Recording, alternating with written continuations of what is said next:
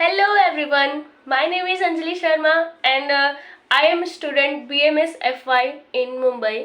आज हमारा सेमेस्टर 2 का थर्ड लेक्चर है जिस सब्जेक्ट का नाम है global management theories and style.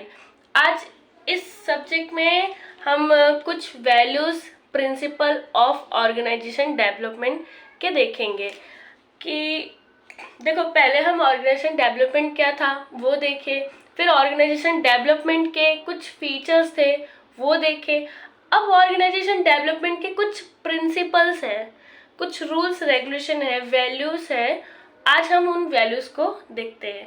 तो ये रहा हमारे वैल्यूज, कुछ ये पॉइंट्स है हमारे टोटल वैल्यूज है, जिसे कि human value, collaborative value, ethical value and development value, systematic value, ये सभी हमारे वैल्यूज हैं जिन्हें आज हम कवर करेंगे। And our first value humanistic value. Humanistic value मतलब ह्यूमनिस्टिक मतलब क्या होता है कि एक बोलते हैं ना इंसानियत, वो टाइप में। तो रिस्पेक्ट द पीपल। अभी रिस्पेक्ट द पीपल में क्या आया कि अगर ऑर्गेनाइजेशन को डेवलप करना है तो उसमें जो पीपल्स हैं, जो लोग इन्वॉल्व हुए हैं, उनका सबसे पहला काम है कि एक दूसरे का वो रिस्पेक्ट करें। अगर एक लीडर है तो लीडर एम्प्लॉयज़ का रिस्पेक्ट करे, एम्प्लॉयज़ है तो कस्टमर का रिस्पेक्ट करे।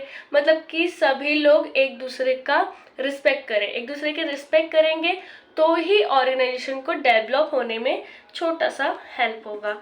तो एंड सेकंड है ट्रस्ट। ट्रस्ट मतलब क्या हुआ कि अगर ऑर्गेनाइजेशन को डेवलप करना है और उसमें अगर ट्रस्ट ही नहीं है किसी को किसी पे, अगर एम्प्लॉय जो है वो डाउट कर रहा है कि नहीं ये चीज़ सही नहीं है, वो चीज़ गलत है, लीडर हमारा हमारे मतलब माइंडसेट से नहीं है, वो अच्छा मतलब ऐसा डाउट आता है ना कि लीडर हमारा जो है अच्छा है कि बुरा है। और अगर एक लीडर है, एक मैनेजर है, उसको हमेशा डाउट रहेगा कि ये एम्प्लॉय अच्छा कर रहा है कि नहीं, ये मतलब ट्रस्ट के लायक है कि नहीं, हमारे विश्वास के लायक है कि नहीं। तो ये जो चीज़ होता है वो ऑर्गेनाइजेशन को डेवलप करने में बहुत ही नीचे कर देता है, डेवलप नहीं हो पाता है। तो ट्रस्ट जो होता है ना, ट्रस्ट वो हमारे लाइफ में भी बहुत इम्पोर्टेंट होता है कि कोई भी काम करे उसमें ट्रस्ट नाम की चीज़ होनी चाहिए। कि अगर एक लीडर है तो उसको एम्प्लॉय पे ट्रस्ट होना चाहिए, एम्प्लॉय है तो उसको लीडर पे ट्रस्ट होना चाहिए, और वो दोनों को एक एक कस्टमर जो भी है उस पर भी ट्रस्ट होना चाहिए और कस्टमर को भी इन सब पे ट्रस्ट होना चाहिए। मतलब क्या है कि ऑर्गेनाइजेशन को डेवलप करना है तो ट्रस्ट जो होता है वो बहुत ही इम्पोर्टेंट पार्ट होता है, जो एक हर एक इंसान के अंदर होना चाहिए एक दूसरे इंसान को लेके। एंड आता है एम्प्लॉय एम्पावरमेंट। एम्प्लॉय एम्पावरमेंट मतलब क्या हुआ, organization development sect to empower employees by individual them in decision making process and providing them with opportunities for the growth and development।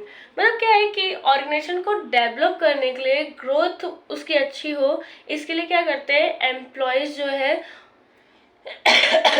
Employees को भी एम्पावर देते हैं। मतलब अपने पावर्स जो है एम्प्लॉयज़ को भी देते हैं कि कोई भी डिसीजन हो रहा है, कोई भी प्रोसेस हो रहा है, उसमें आप सभी भी पार्टिसिपेट करें। हमारे जो भी ऑर्गेनाइजेशन है उसको उसकी अच्छी खासी ग्रोथ कराने के लिए, उसे डेवलप करने के लिए आप सभी भी अपने आइडियाज़, अपने नॉलेज जो है एक दूसरे से शेयर कीजिए। मतलब एम्प्लॉयज़ को भी एम्पावरमेंट देना, मतलब पावर देना एम्प्लॉयज़ को। देन आता है हमारा जो ह्यूमनिस्टिक वैल्यू था फर्स्ट, उसके अंदर ये 3 पॉइंट्स थे। एंड सेकंड हमारा है कोलैबोरेटिव वैल्यू। अभी कोलैबोरेटिव वैल्यू में फर्स्ट है पार्टनरशिप। पार्टनरशिप क्या होता है देखो, organization development forest and collaborative and partnership based on approach. मतलब क्या है कि ऑर्गेनाइजेशन डेवलप जो है, अगर ऑर्गेनाइजेशन को डेवलप करना है तो उसमें पार्टनरशिप, उसमें कोलैबोरेशन बहुत ही इम्पोर्टेंट है। मतलब एक तरीके से कहा जाए तो ग्रुप ऑफ एक्टिविटी होता है। अगर किसी भी ऑर्गेनाइजेशन को डेवलप करना है तो पार्टनरशिप बहुत ही इम्पोर्टेंट है। कोई भी काम कर रहे उसमें पार्टनरशिप रहता है तो वो हमारे जो काम है, जो हमारे गोल है, उसे अचीव करने में बहुत ही हेल्पफुल होता है। And open communication, open communication ये इतना कॉमन वर्ड्स हो गया है, इतने इजी, इतने सिंपल वर्ड्स हो गए कि जो भी ऑर्गेनाइजेशन हो, जो भी मैनेजमेंट हो, उसमें इम्पॉर्टेंट होता है, उसमें बहुत इम्पॉर्टेंट होता है ओपन कम्युनिकेशन। एक लीडर और एक एम्प्लॉय के बीच में ओपन कम्युनिकेशन होना बहुत इम्पॉर्टेंट है। एंड मोस्टली लोग ट्राई करें, ऑर्गेनाइजेशन जो है वो ट्राई करें कि हायरार्की ना रखे, ओपन कम्युनिकेशन रखे, कि जिसके पास भी कुछ अच्छे आइडियाज़ आ रहे, कुछ क्रिएटिव आइडियाज़ आ रहे, वो अपने आइडियाज़ को ईजिली एक लीडर को शेयर कर सके। तो ये होता है ओपन कम्युनिकेशन। एंड आता है टीम एंड ग्रुप। ये क्या होता है कि बोथ ऑफिशियल एंड इनफॉर्मल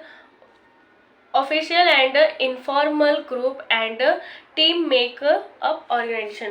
देखो ग्रुप में क्या होता है, ग्रुप एंड टीम मतलब क्या होता है कि कोई भी काम होता है उसे ऑफिशियली एंड ग्रुप में हमें करना चाहिए। अगर हम ग्रुप में कोई भी काम कर रहे हैं तो उसमें क्या होता है, ग्रुप में काम करने से हमारे टाइम जो है काफ़ी बचते हैं एंड सभी के पास अलग अलग आइडियाज़ रहते हैं। तो कुछ हम क्रिएटिव आइडियाज़ से भी हम कुछ अलग कर सकते हैं।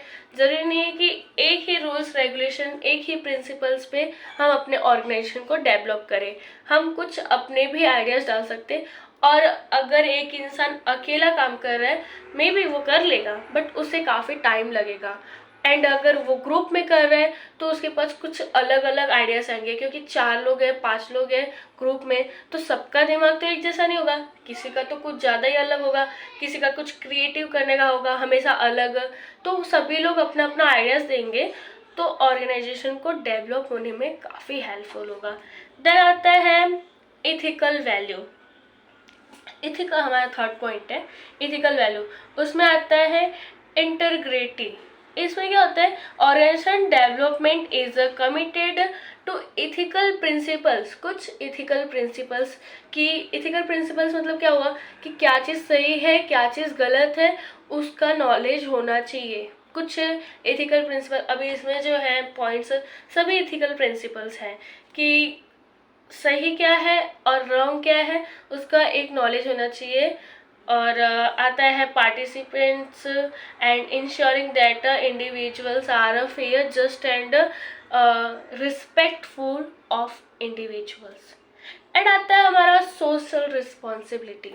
सोशल रिस्पॉन्सिबिलिटी मतलब क्या हुआ कि organization development recognize the social and environmental impact of organization to promote sustainability and responsibility participant. मतलब क्या होता है कि हमारे जो भी सोशल रिस्पॉन्सिबिलिटीज़ होते हैं उन्हें भी हमें ध्यान देने पड़ेंगे। हमारे एनवायरनमेंट्स कैसे हैं, हमारे एनवायरनमेंट्स को हार्मफुल ना हो हमारे कोई भी डिसीजन के थ्रू, तो ये सभी चीज़ों को भी ध्यान देना पड़ेगा कि तभी जाके हमारा ऑर्गेनाइजेशन अच्छी तरीके से डेवलप हो पाएगा। देन आता है पार्टिसिपेटिव वैल्यू। पार्टिसिपेटिव वैल्यू में क्या हुआ, क्या होता है, experience. Experience we know that क्या होता है, एक्सपीरियंस एक बहुत ही इम्पॉर्टेंट होता है, पार्ट होता है। अगर एक लीडर है उसके पास काफ़ी इयर्स का एक्सपीरियंस है तो वो काफ़ी अच्छे से आइडियाज़ लेगा। और अगर एम्प्लॉय है उनके पास भी अगर अच्छे खासे एक्सपीरियंस रहता है, एक्सपीरियंस से क्या होता है, देखो कोई भी हम काम कर रहे हैं उसमें अगर हम कंटिन्यूअसली करते हैं तो हमारे पास वो एक्सपीरियंस आता है। कुछ हम 2 साल कर रहे हैं तो 2 साल का एक्सपीरियंस होगा, 10 साल से करते आ रहे हैं तो 10 साल का एक्सपीरियंस होगा। और जिसके पास जितना ही एक्सपीरियंस होता है वो उतने ही ईजिली तरीके से ऑर्गेनाइजेशन को डेवलप करने में हेल्प करता है। एंड आता है कॉर्पोरेशन। कॉर्पोरेशन मतलब क्या हुआ, कोलैबोरेशन हुआ, पार्टनरशिप हुआ, एंड ग्रुप ऑफ एक्टिविटी हुआ, टीम वर्क हो गया। मतलब कोई भी काम कर रहे हैं उसमें क्या होता है, देखो हमारा सेकंड पॉइंट जो था वो कोलैबोरेशन ही था। तो यही चीज़ है, इसमें क्या होता है, ऑर्गेनाइजेशन को डेवलप करने के लिए कुछ प्रोसेस होते हैं, कुछ रूल्स होते हैं जो एक ग्रुप में किया जाता है, जिसके थ्रू ऑर्गेनाइजेशन काफ़ी इजीली एंड काफ़ी अच्छे से डेवलप होता है। देन आता है डेवलपमेंटल वैल्यू। तो इसमें क्या होता है, कंटिन्यूअस लर्निंग। कंटिन्यूअस लर्निंग में क्या होता है, organization development emphasize continuous learning and develop of both individual of the organization. तो इसमें क्या होता है, कंटिन्यूअस लर्निंग मतलब कि अगर हमें अपने ऑर्गेनाइजेशन को या फिर अपने कुछ भी स्किल हुआ, पर्सनल स्किल, उन सभी को अगर डेवलप करना है तो उसका एक ही इलाज है, कंटिन्यूअस लर्निंग। कंटिन्यूअस लर्निंग से क्या होता है कि हमारे जो हैबिट्स होते हैं ना वो काफ़ी अच्छे हो जाते हैं। जो भी चीज़ में हम जो भी काम करते हैं ना उसमें मतलब कंटिन्यूअसली करने से